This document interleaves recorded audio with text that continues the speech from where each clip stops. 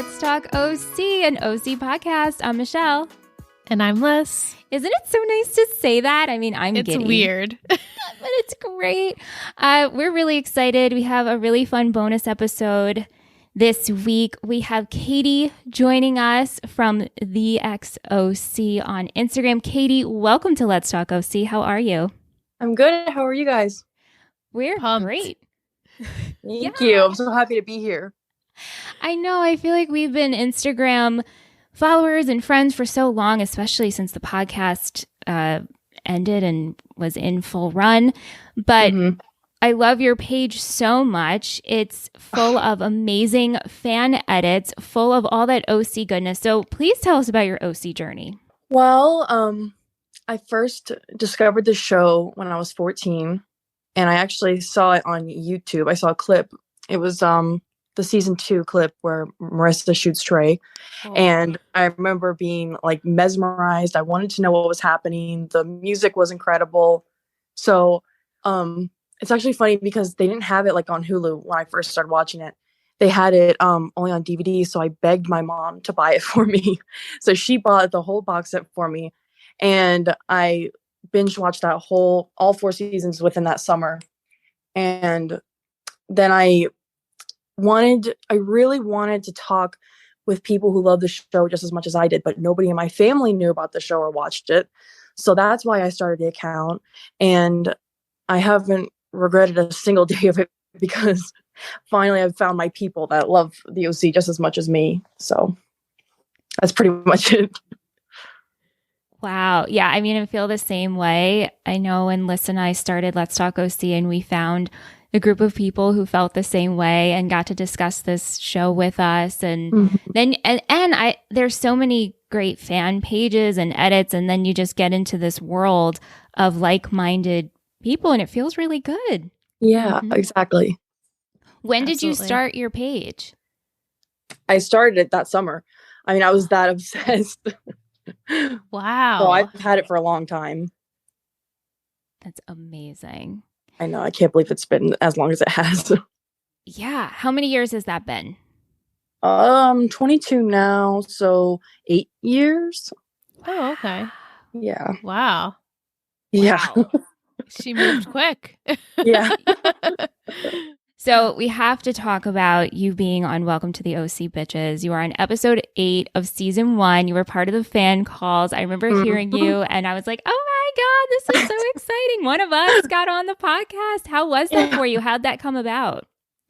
I was going through my requested DMs one day and I saw that the producer of the podcast reached out to me and asked me if I wanted to be involved with the podcast in any way. And I was like, absolutely, of course, I would love to do that. And so she set up a Zoom meeting with me. We talked about it and then she set it up. And we ended up recording that episode the day before my 21st birthday. So it was like the best birthday present I could have asked for. But I mean, I still can't even believe it happened. Like I'll look back and I watch it and I'm like, that's really me up there. I'm really talking to them. And I mean, they were just the nicest people. Every expectation I had, they met, and very, very surreal. That's awesome. It's so great to meet your idols and to have them be nice and exactly who you thought they were going to be. So I'm glad you had that experience with them. Yeah, me too, for sure. Yeah, that's great. And we both got to go to, I mean, all 3 of us got to go to Epics and Chill. I know I didn't realize it was you when you were there and whatever, it's a whole thing. But I know you got to meet Melinda and Misha and Tate. How was that for you? Because for us, it was absolutely amazing. I mean, I cried in the corner. I'm not even kidding you after I met no. Melinda. Happy tears. Happy tears. It was happy tears, but just of when we started Let's Talk OC and we would get people asking us if you could talk to anyone from the show, who would you want to talk to? And listen, I always said Melinda Clark. And so at Epics and Chill, we got to talk to her and it was great. And then we walked away and it's just like emotions came over us. And I'm like, oh yeah, walk faster. I'm crying. They're happy tears. It's overwhelming. But how was your experience there? Well, me and my sister drove me down there. It took us about 12 hours because we live in Ohio. Oh, wow. So it was like a draining ride. And then when we finally got there, it was like, all right, we made it. And then it was like the night before, I actually had like a little panic attack at the thought of meeting them in person. So I mean, I was really nervous, but when we finally got there, and the first person I saw was Melinda at her booth when we were checking in, and I was like, holy shit, she's right there. What do I do? Like, do I make eye contact? Will she recognize me? I was like so nervous about all that. And then we walk in to go to the panel, and we didn't have like our lanyards because they didn't give it to us for some reason. So they made us walk back to the sign up to get it. Then we had to come back, and I'm like out of breath, sweating because I got like jean on jean outfit. And then the minute I go to sit down, they're like, "Where's the XOC? You have a question for us?" And I was like, "I'm not ready. I'm not ready. I just got here." But I like forgot my question for half a second, and like Tate Donovan is staring me like straight in the face, and it was so overwhelming. But I mean, because I had already like talked to Melinda, I think the person I was most nervous to meet was Misha. I didn't know how she would be, what she'd be like, and when I saw her like looking over in my direction, I almost fell over because I don't know, I'm just such a huge fan of hers. And yeah, so that whole thing was really, really overwhelming. And then when we got to do the photo op, just standing next to them, I kept telling my sister, it was like she was so tall. Misha and Melinda felt very tall to me, even though I thought we'd be like the same height. But oh my gosh, they were just the nicest people. I can't say enough. It's made me feel so welcome and everything. And I feel like I'm going on a lot about this, but it's love. Yeah. It's all love. We were surprised that they were so tall too. Michelle and I are like naturally shorter, on the shorter side, and so they felt quite tall. Definitely. Yeah, that's so great. And Epix, I feel, really did a wonderful job making it feel very homey. So you were very close. Like Melinda was a few feet in front of you, and in the panels, it was pretty small, very intimate.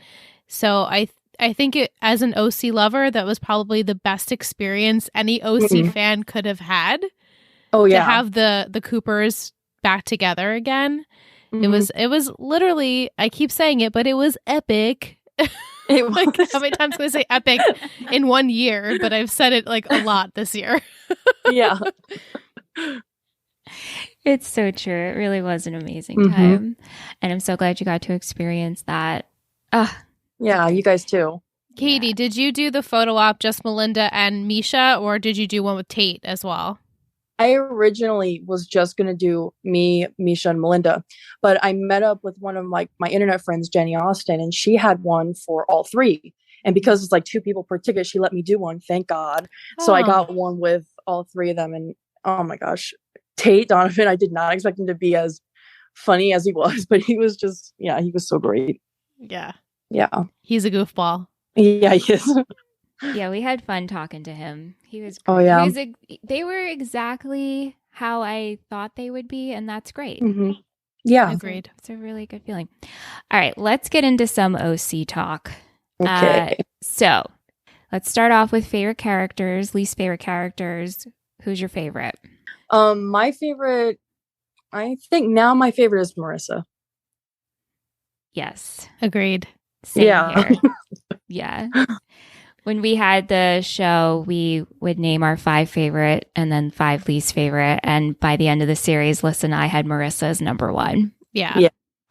Which the first time I watched, I never in a million years thought that would be my favorite character. I was quite bothered by her the first time around, and watching it with different perspective, older eyes, I was like, hell no.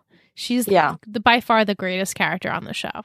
Yeah, I definitely felt the same way because when I first watched it, I was younger and I was very annoyed by a lot of her actions. But like you said, now that I'm older, I understand her a lot more, and she's the best. How do you do your rewatches? How many times have you seen the show? Oh man, I'd say maybe close to like, I mean, I don't do like straight through rewatches. I'm doing one right now with the podcast since I'm doing an episode a week with them, editing it. But I guess maybe around 10 times, somewhere around that number. I've seen it a lot. So yeah. Yeah. It's a decent amount of times. Definitely. Do you find on your rewatches that your favorite character changes, or is it pretty consistent that it stays Marissa? No, it changes because when I first watched it, my favorite character was Ryan, and then it was Seth for a while, and then Sandy for a bit, and then it came around to Marissa. She came out as number one for me. Who is your least favorite character? That's probably a tie between a few characters. I really dislike Trey. Volchek, and I think everybody dislikes Oliver.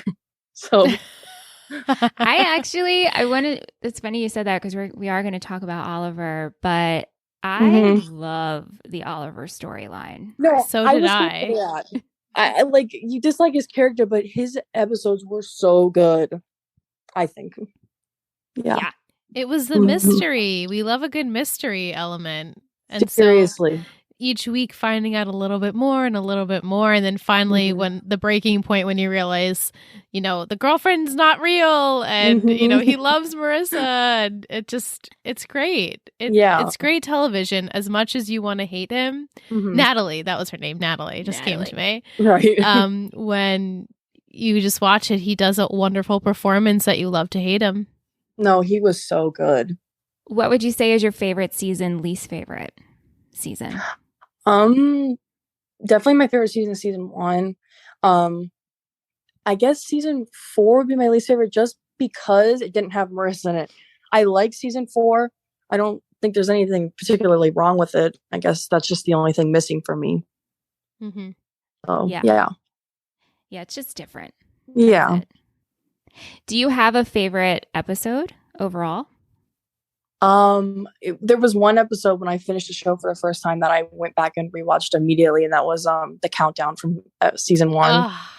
It's just such a classic. That last scene brings all the feels, I guess. So are you a Raissa shipper, I'm assuming? Yeah. Yep. Yeah, that's a great episode. So many feels. You want that to happen to you. Oh, like just run through the door and kiss me at midnight. Exactly. So great. Okay, so here's some questions from our listeners at Courtney Louise XOXO. If the show had continued a bit more, would there have been a future for Ryan and Taylor? What do you think, Katie? I could definitely see that. I mean, with the way it ended, they made it seem that it was going in that direction. So yeah, I definitely could see them being together further if it went on. Yeah. But I don't know how much further. No, I was going to say, I mean, I don't think they were going to end up for all time, but like maybe a little further. Yeah, I can agree with that. I think maybe what Michelle and I feel like it's been a long time now, actually, since I've seen that episode. But I feel like we predicted that they like hooked up, every so often when they would come back into town or whatever. Right. And I don't think they're necessarily end game. Yeah. But I liked that relationship while it lasted. Yeah, me too. Yeah, I agree. At Dreamy 2000s, what do you think season 4 would have been if Marissa didn't die? I mean, if she had still gone on the boat with her dad, I could see them showing what boat life was like for her. But I'm like, I wonder if Ryan would have gone to college if she hadn't died. So, I mean, it would have been obviously wildly different than it was. But yeah, I guess it probably would have just showed everybody in college where they're at, Marissa on the boat. And then maybe they come together for like summer break towards the end of the season. I mean, that's how I imagine it would have gone. Yeah, I still feel like it would have been a weird season though. Oh, yeah. Because all of the kids are separate and they have to, when they come back together, it's probably for some sort of occasion or something of the sort. So I don't know if it would still be the same consistency of quality. Yeah. Even though season 4 is still a weird one regardless. I don't know if it would have worked with her being on the boat with Jimmy. Yeah, because I mean, as we've seen with like most teen shows, it's really hard to move into like the college years. And with her being away and everybody going to different colleges and like different states, I think you're right. It would have been really different. Do you think they would have pulled a One Tree Hill or a Riverdale, now that Michelle and I have watched the most recent episode, where they just exclude college completely and then we just age them up? I could have seen them aging up in the final season and seeing the aftermath of them going to school, not going to school, who stays together, Ryan and Taylor, what happened there. I would think I would like that better than seeing what we saw in season 4. You say you would have liked that better? Yeah, I think I would have liked that better. Yeah, I think so too, because honestly, it was a little hard to watch, Ryan deal with Marissa's death afterwards. So a time jump would have probably been a bit of a relief. But yeah, I think that would have been cool. Yeah. Yeah, that would have been interesting to do, but then we would still have to address Marissa being gone. Absolutely. Right. And if we did the time jump and Marissa wasn't there, I wonder how the audience would have felt. I mean, I remember, because I watched it in real time, and I remember them opening up and being like, there was no funeral. Like, we got no funeral. Yeah, I still feel that way. Even when I first watched it, obviously I didn't watch it on air, but yeah. Right. That was really upsetting. And then seeing how Ryan dealt with it. And I really do enjoy the first block of episodes in season 4 because it is so raw to see how Ryan's dealing with it, and especially Julie. I mean, just and Ryan and Julie working together. Yeah. Which love seeing that. So it would have been really interesting to see that. A follow-up question: would you change the ending of season 3? Oh, that's so hard because it's like, when we were at the panel, even Misha was saying like her character wouldn't be as memorable if she hadn't died. And it's hard for me because that moment is so, I mean, it's huge for the show. It was like such an iconic moment. And without it, I can't imagine where the show would have gone.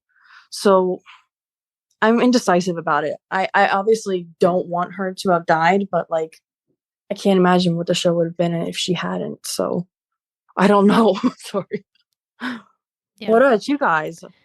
When we wrapped on season 3, Michelle and I both came to terms with it, and we said we actually liked the ending of season 3.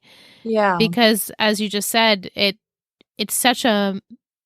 because it's so devastating, it's such a memorable moment in television. Yeah. That I don't know how they would have, I don't know, and I could get some hate for this, but I don't know if the OC would get such a recognition if that maybe didn't happen.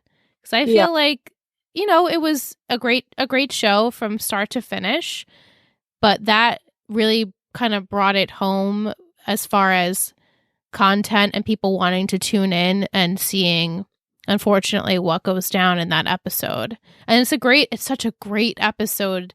They graduate and everyone's, moving on, and then the end of it is so tragic. It's honestly like one of the most perfect finales for a season, in my opinion.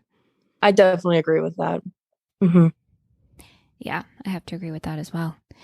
Vic wants to know, is there someone you would have liked to have seen in a relationship on this show? I'm trying to think. I think it's funny to hear Rachel talk about it on Welcome to Those You Bitches, that if Summer and Ryan got together. Yeah, I hear that one a lot on my page. Yeah. No, that wouldn't work. No. That's the one thing I'm happy they never did, was like crossing the relationships, Yeah. Right? Like other shows have. You know what relationship I wish would have continued longer is Jimmy and Haley. I loved them together. They're great. My mind keeps going back to Luke for some reason. Like Luke was somebody, but I don't know why. Well, to follow up on that one, is there someone you would have written off or kept on longer? I probably would have kept Luke because I really liked his change around, his character change. Somebody to take off. Maybe the first one's coming to my mind is the Rebecca storyline in season 2. Oh yeah. Can't stand that one. Awful. I probably would have. Oh. Big one is probably Johnny for me, season 3. Johnny. I don't know how everybody feels about him, but there's just something about him. Well, Will asks, who's more pathetic, Johnny or Oliver? Johnny. Johnny. Yeah. Yeah, Johnny for sure. Poor Johnny, man. Like, he is pathetic. Sweet, he's just a sweet sad Johnny. sack. He's just a sad sack. And there's no other way to describe him. And he just, he's just consistently a sad sack. Yeah. It does not change his character at all. No. And did we need to kill him? Was that necessary? Exactly. I don't think so. You know, listen, it's funny you say that. I was thinking about that today, actually, because I knew we were doing this talk and I was getting these questions. And season 3, when you think of season 3, you think Marissa dying, right? You totally brush over and forget that we had another death and actually another person died, and that was Johnny. A teen. A 17-year-old. Like, this is insane. Literally. So but you're just like, it's Johnny. No, I know, because like they didn't like give us anything to feel about him, you know? Like, so when it happened, it was just kind of like, all right. It felt like they almost just had that all happen just so they could have Marissa like spiral further, you know? So right. Yeah, a tool for her storyline. We got a question from @Chelsea on Instagram, and she sent me a very passionate, burning question. So I'm hoping the three of us can provide some insight. Okay. So her question is based around in the episode of season 1, episode 18, The Truth, when Marissa is with Oliver and Luke calls her and, you know, tries to tell her about Oliver. And she says, you know what you could do to help me? You can bring over my clothes. So we see Luke driving in the car to go pick up the clothes. We see him go to Julie and get the clothes. We see Marissa check the front desk at the hotel. That's when she realizes Natalie is there. She asks about the clothes. And then Ryan and Sandy show up, but Luke never gets to the hotel with the clothes, and she wants to know what happened to Luke between Julie's and the hotel. Where did he go? Oh man, I don't know. Something I literally never thought about. Well, okay. I'm thinking maybe Ryan called Luke and was like, hey, we're on our way over. Don't worry about the clothes. But it's true. Like, it went so far. I mean, really just to show Marissa who Natalie is, right? But it's true. Nothing is ever spoken about Luke again in that episode. He got the clothes. Maybe he got into a traffic jam on the way there, and then they were like, we don't need you anymore now. So right. Or maybe he was just like sitting in the car and like didn't come in yet. Yeah. Right. I mean, I'm having a hard time even I remember the episode to an extent, but that one scene, I'm having trouble recalling it. Yeah. I think that's it. Either the traffic jam, he got there when Ryan and Sandy got there, and they're like, just stay put. Yeah. But Chelsea, thank you for submitting that question. Made me laugh. And also, you're one of us because we never let things go either. So never. I get it. Never, ever. I get it. Okay. Mike wants to know, Katie, are you team Seth or team Ryan? I wish I could say I'm team both. Because when I first watched it, I said this on the podcast too, that I was full 100% team Ryan. I was like in love with him, and I still am. But like, there's something about Seth. I feel like I identify more with his sarcastic side because I feel like I'm very sarcastic. So I guess team Seth now. Yeah. I love it. I know Liz is team Ryan, right? All the way, baby. Oh yeah, all the way. I've found in my rewatch Seth to be almost insufferable, but I still love him. No, I get you. Yeah, Ryan all the way. And Ryan since day one. I always loved Ryan my first watch, and I will continue to love him in all of my watches. And I don't know, maybe Sandy may take the cake now that we're older gals, you know? Definitely. Yeah. This next question is also from Mike. So, little backstory. Mike would submit an ice cream flavor and pair it to each of our episodes on Let's Talk OC. Mm-hmm. And so he wants to know, what is your favorite ice cream flavor? Mine? Yeah. Mm-hmm. It's the most basic flavor there is. It's vanilla. It's delicious, I get so It's a much. classic. Yeah, my sister gives me so much shit for that. I'm always vanilla. Do you put any toppings, or it's just completely straight vanilla ice cream? I mean, if I have toppings, it would be just nuts, and that would be it. Ooh, a little nut action. That sounds good. Mm-hmm. Yeah, It is. that spices it up for sure. He then wants to know, what ice cream flavor would you say describe each of the core four? Ooh. I don't know why I want to say Seth is Moose Tracks. I really don't know why. It's like the first one I came to mind for him. Marissa, maybe strawberry. Yes. Summer, maybe vanilla for right now, and I'll come back to that one. Ryan, maybe Superman ice cream. Yeah, that's a good one. That. Yeah. That's such a good one. I wish I had a better one for summer right now, but I can't think of one. Even vanilla with nuts could be summer. Yeah, Yes. there we go. Definitely. Yeah.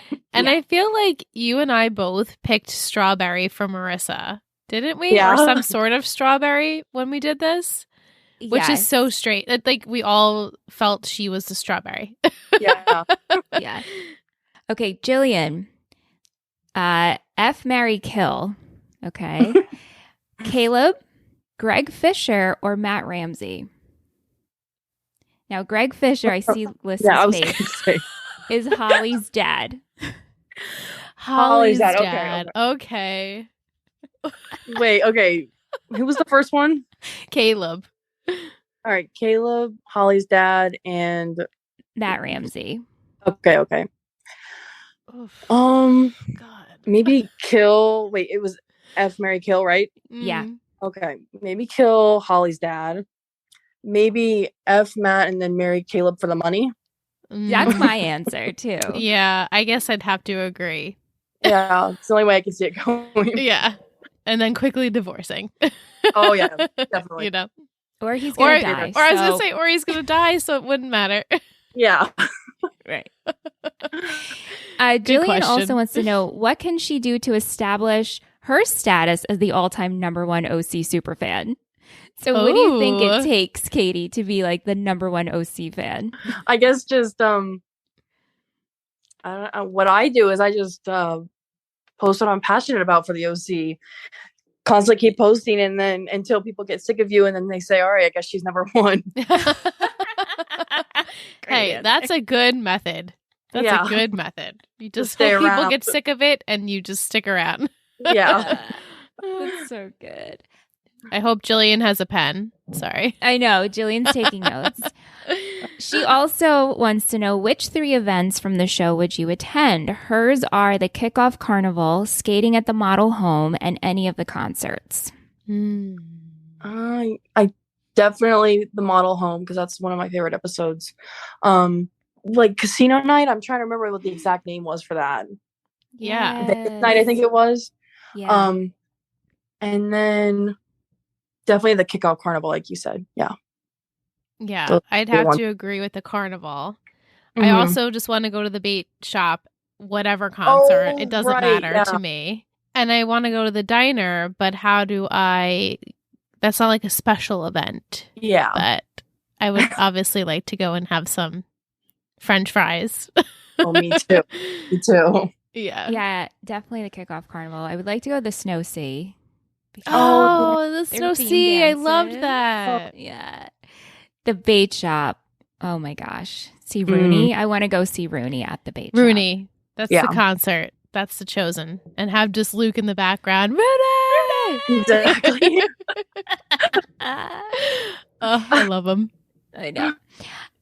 Tish asks, what are some of your unpopular opinions about the show? Maybe I feel like with my time with having this account, I feel like my unpopular opinion could be that I like Ryan and Marissa together. And that I like Marissa because I see a lot of comments that think they're bad together and they don't like Marissa. So I guess those are the first ones that come to my head. I feel like Marissa's a really good answer, though, because Liz and I also found that. we Yeah. would get so many messages and comments about Mhm. Marissa. And the flip side to that is I felt that we did a good job because we would get a lot of messages also saying like, wow, you guys opened my eyes to how Marissa actually is. Yeah.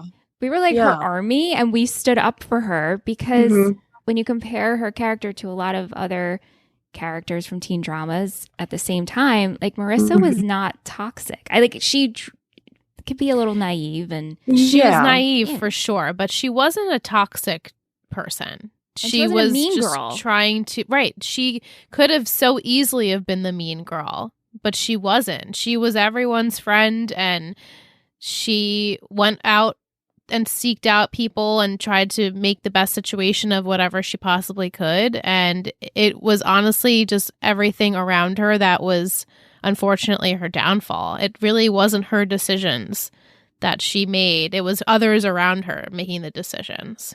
That's exactly how I feel. And that's the word I constantly see is Marissa was toxic. She was toxic for Ryan. And I feel exactly the way that you do. She was never intentionally a bad person, you know? Right. She just had, I guess a bad hand dealt to her, and like you said, tried to make the best of everything. Right. If anything, Ryan was more toxic in her life. Yeah. Sorry. Yeah. I love him. Yeah. I know you. I feel you. Mm-hmm. And I've always enjoyed her and Summer's friendship because again, when you look at other teen dramas in the same realm and time, the early 2000s when they came out, so many of the girls were pitted against each other and these two were not. And even how Marissa would handle Teresa coming, for example. Oh, she welcomed her. Any new girl or threat, quote unquote threat that would come into Ryan, Marissa just became friends and was like, you go, girl. Yeah. No, I mean, she was like that with everybody. Like you said, Teresa, Lindsay, I even think Sadie. I don't know how much time they spent together. But that's right. I mean, she was never like, like you said, yeah. What do you think about Lindsay? I just felt like there wasn't much of a spark there for me with her character. I mean, I never really was like a fan of hers. I didn't hate her, but like I wasn't rooting for her to stay on the show and to stay with Ryan. It was just kind of like blah. But what about you guys? Yeah, that's like the general consensus with Lindsay as a character is she just was kind of there and didn't really add much to the story. And I think Michelle and I felt the same way when she was gone. We were like, okay, we're okay with that. It's fine. Yeah, she's my husband's least favorite character. Oh, yeah. He has passionate words. So passionate. Against Lindsay. And it's hysterical. And his favorite character is Volchuk, so... Oh, God. Oh, yeah. Oh, yeah. Anne's got some opinions. But moving on, Tish says, if you could have one character from another teen drama cross over into the OC, who would you pick and why? What other shows in this realm have you watched, Katie? I've watched One Tree Hill up until like season 6. Or I think it might have been season 7. I watched Gossip Girl. My mind keeps going back to One Tree Hill. I don't know why I feel they're similar, but I mean, is there anybody you guys are thinking so I can? I feel like Lucas would be okay in the OC. That's exactly the person I was thinking of, and I didn't want to say it. Yeah, but I think he would fit in well. He's like a little bit more laid back and artsy, and I think he would kind of be, I think him and Ryan would be friends. I feel like we've talked about this before, Michelle, but yeah. I feel like him and Ryan would be friends. And I also feel like Serena would do really well in the OC. And wasn't Chad Michael Murray like supposed to cast for Ryan and then he got One Tree Hill? Like it could have been him. Yeah, I could definitely see him there. Yeah. I can't think of anybody else at the moment though. Vice versa, if you could pick any one character from the OC to cross into a teen drama, who would you pick and why? Maybe Summer in One Tree Hill. I feel like she would do pretty interesting things there. At least season 1 Summer, maybe. I don't know, early season 1. Yeah, I think we talked about her and Brooke being friends. Yeah, that's what I was thinking. Yeah, I think so. Yeah, I'm trying to think. I know we've talked about this. I'm trying to scramble in my brain the answers we've chosen before. I think I think Lucas would also do well on Friday Night Lights.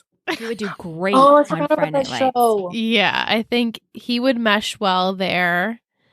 And I feel like I'm just like going off a limb. Like, I feel like Smash would do really well on One Tree Hill. I feel like he would like rule the school, and him and like Brooke would be like the power couple. Is he from Friday Night Lights? Yes.